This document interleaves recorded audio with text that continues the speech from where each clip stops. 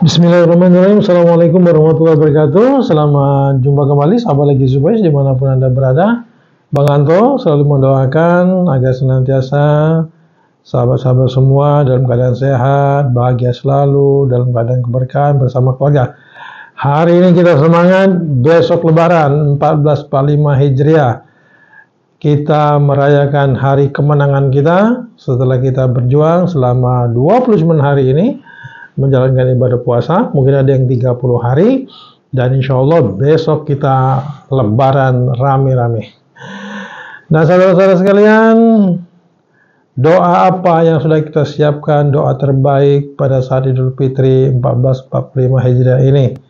Tentu dengan harapan setelah kita menjalankan ibadah Ramadan ini, hati kita kembali bersih, pikiran kita menjadi lebih bersih, sehingga langkah kita bersih, dan perbuatan kita juga bersih untuk menapak kehidupan kita di tahun-tahun atau di hari-hari berikutnya.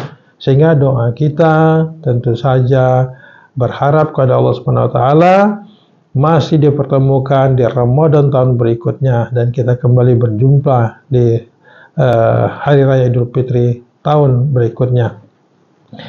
Teman-teman sekalian, saudara-sahabat Legi Subais dimanapun Anda berada, ingat pepatah lama dulu yang mengatakan kalau gajah mati meninggalkan gading, macan mati meninggalkan belang. Nah, kalau manusia mati meninggalkan nama. Nama seperti apa yang ditinggalkan manusia ketika dia mati? Tentu saja nama baik yang ditinggalkan. Kita lihat di jalan-jalan besar, di kota manapun Anda berada, atau Anda pernah jalan kemana-mana pun, pasti ada nama Soekarno-Hatta di jalan-jalan besar. Jenderal Sudirman menjadi jalan protokol. Ahmad Yani biasanya di jalan besar juga. Atau Pangeran Diponegoro, jalan Imam Bonjol. Nah, nama-nama mereka dikenang karena nama baik mereka, karena perjuangan mereka, karena perilaku mereka. Itulah nama baik yang disematkan di jalan-jalan itu atas penghargaan, atas nama baik. Nah, nama baik itu asalnya tentu dari perbuatan-perbuatan baik atau amal-amal soleh yang kita lakukan di dunia ini. Karena kalau kita tidak melakukan amal soleh, tentu kita akan menjadi manusia yang rugi. Nah, manusia yang rugi itu artinya dia tidak meng-create amal soleh kita atau nama baik, tidak membuat nama baik dia selama di kehidupan. Nah, kenapa nama baik itu menjadi penting bagi kita? Nah, karena nama baik itulah yang akan menjadi legasi kita, yang akan menjadi warisan kita, yang menjadi amal jariah kita di hari kemudian nanti. Coba kita ambil hikmahnya dari perayaan Idul Fitri setiap tahunnya, yang selalu heboh dengan mudik. Di mana-mana sekarang kita lihat instansi menyiapkan mudik gratis. Ya, atau katakanlah pemerintah lah menyiapkan mudik gratis. Karena begitu hebatnya animo mudik bangsa Indonesia itu. Dan satu yang kita lihat ketika mereka mudik, apa? Bawaannya tidak pernah sedikit. Oleh-olehnya tidak pernah sedikit. Mereka mempersiapkan oleh-oleh mudik untuk menemui orang-orang yang tercinta di sana, baik orang tuanya, bapak ibunya, saudara-saudaranya, ya, mungkin juga anaknya, atau ya, mereka akan ketemu orang-orang yang sangat dicintainya dengan mempersembahkan oleh-oleh yang terbaik buat yang berada di kampung. Ramai orang pulang ke Jawa, ramai orang pulang ke Palembang, ke Tanjung Karang, mungkin pulang ke Kalimantan sana atau ke Sulawesi atau ke Medan. Ya, hampir semua daerah, hampir semuanya padat melakukan acara mudik, jalan-jalan pada macet seperti itu. Nah, alhamdulillah teman-teman, untuk mudik saja saudara-saudara kita mempersiapkannya dengan begitu baik.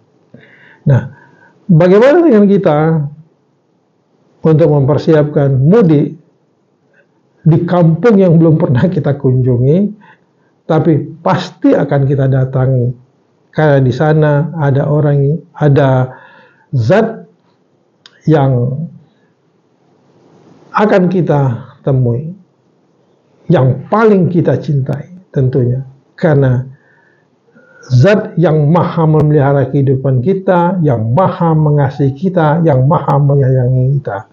Sehingga bekal apa yang kita siapkan, oleh apa yang kita persiapkan sebagai bekal yang akan kita persembahkan nanti pada saat kita mudik di hari yang nun jauh di sana, dan kita tidak pernah tahu kapan kita akan pulang ke sana.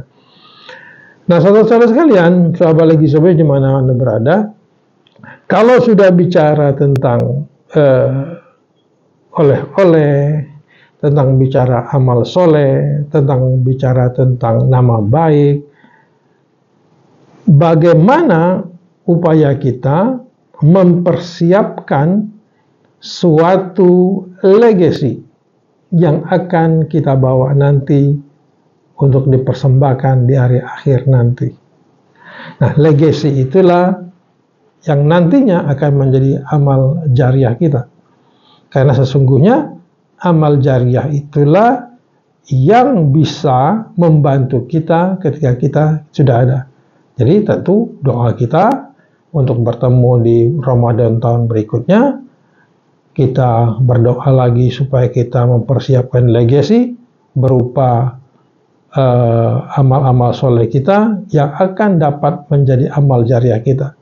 Sebagaimana kita tahu, ketika seorang manusia itu meninggal, menurut percayaan kita Muslim, hanya 3 perkara yang bisa membantu kita nanti. Yang pertama itu adalah amal soleh kita, sedekah, zakat kita, perbuatan baik kita, amal soleh kita bisa membantu kita. Yang kedua adalah anak-anak soleh yang mendoakan kita. Dan yang ketiga adalah ilmu yang bermanfaat yang bisa kita persembahkan. Nah, salah satu channel ini saya buat, Legacy Voice, adalah untuk membagikan, menularkan apa yang pernah saya alami selama berkarir. Selama 30 tahun berkarir, dari pangkat paling rendah sampai di eselon 1, banyak pengalaman, banyak ilmu yang bisa kita sharing untuk teman-teman sekalian. Insya Allah ilmu ini bermanfaat, baik diajarkan di kelas secara formal ataupun kita sambil bercerita di lingkungan organisasi pada teman-teman, selalu menurunkan ilmu yang bermanfaat. Selain itu, ilmu yang bermanfaat juga menyiapkan buku berupa legacy yang akan saya wariskan kepada anak-anak, kepada cucu, pada sahabat-sahabat. Nah, saya telah membuat buku Cuan Negeri Akhirat, meningkatkan kompetensi dengan basmalah. Ini satu legacy yang akan saya persembahkan kepada generasi penerus atau istilahnya untuk peradaban di Indonesia pada khususnya. Nah, buku kedua ini ada Do'it, memulai hal-hal kecil untuk menjadi orang besar. Nah, ini 2 legacy yang saya siapkan untuk sebagai apa ya, sebagai amal jariah nantinya yang akan membantu di hari nanti tadi. Amal-amal soleh yang kita perbuat, kalau saya percaya dengan menanam pohon berbuah, ditanam pohonnya, bahkan dari biji kita semai, kita tanamkan, kita rawat dengan baik, kemudian dia besar, kemudian dia berbuah. Ada pohon mangga, ada pohon kelengkeng, ada pepaya.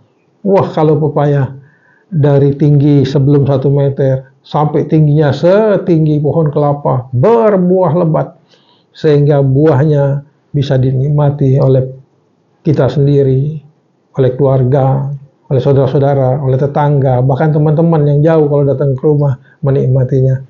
Tapi pohon yang lain, yang tahunan, ketika kita sudah tiada, pohon itu akan masih ada. Di pohon itu nanti banyak buahnya, burung-burung saja bisa makan, saudara kita pun bisa makan buahnya. Nah, insya Allah ini semua akan menjadi amal jariah kita. Dan satu, teman-teman, di dalam buku saya juga saya tulis, yaitu kita belajar dengan alam, bahwa pohon-pohon itu adalah makhluk Tuhan juga, yang dia punya cara tersendiri untuk berzikir kepada Tuhannya. Pasti juga dia akan suatu saat mendoakan kita juga, karena kita yang memelihara pohon-pohon itu. Nah, inilah pentingnya sebuah legacy amal soleh yang bisa kita persembahkan nanti kepada generasi-generasi penerus kita. Nah, saudara-saudara sekalian, kalau perbuatan baik itulah yang dapat mengantarkan kita nanti pada pertemuan kita dengan Tuhan kita, maka jangan pernah menunda-nunda untuk melakukan hal-hal yang baik. Mulai dari yang kecil-kecil saja, mulai dari diri kita, maka kita akan melakukan hal-hal itu dengan baik juga. Nah, kalau bicara nama baik, nama ya, masalah nama, seperti yang saya sebutkan tadi di awal, nama-nama orang-orang hebat itu dicantumkan di nama jalan dan segala macam. Nah, pentingnya nama baik itu pasti akan dikenang oleh generasi-generasi setelahnya, bahkan sampai ribuan tahun pun masih akan dikenang oleh orang-orang setelahnya seperti itu. Nah, mungkin bagi teman-teman yang milenial, karena buku ini udah lama, mungkin sudah tidak banyak mengikuti, tapi mungkin ada juga yang tahu. Nah, dari sekian banyak nama-nama orang-orang yang yang mempunyai, orang-orang yang berpengaruh, yang memberikan kebaikannya kepada kehidupan di muka bumi ini, dunia ini, begitu banyak. Namun di antara mereka yang sekian banyak itu, siapa yang paling hebat? Nah, di sini Michael Hart mengarang 100 tokoh yang paling berpengaruh dalam sejarah. Di sini ada Presiden Amerika, ada Albert Einstein, ada Isaac Newton, ya, ada juga Nabi Isa, ada juga Mao Zedong, Martin Luther King. Namun siapa yang paling hebat dari semua itu? Adalah yang pertama, Nabi besar Muhammad SAW. Itulah nama besar yang paling berpengaruh di dunia menurut Michael Hart. Untuk itu, di dalam setiap podcast saya selalu mengambil hadis yang disampaikan oleh baginda besar, dan juga di dalam 2 buku yang saya tulis itu, referensi utamanya adalah dari hadis-hadis besar dari Nabi Muhammad SAW. Nah, untuk itu mari kita persiapkan nama baik kita, nama baik Anda semua, nama baik teman-teman, untuk bekal ketika kita nanti akan mudik seperti itu.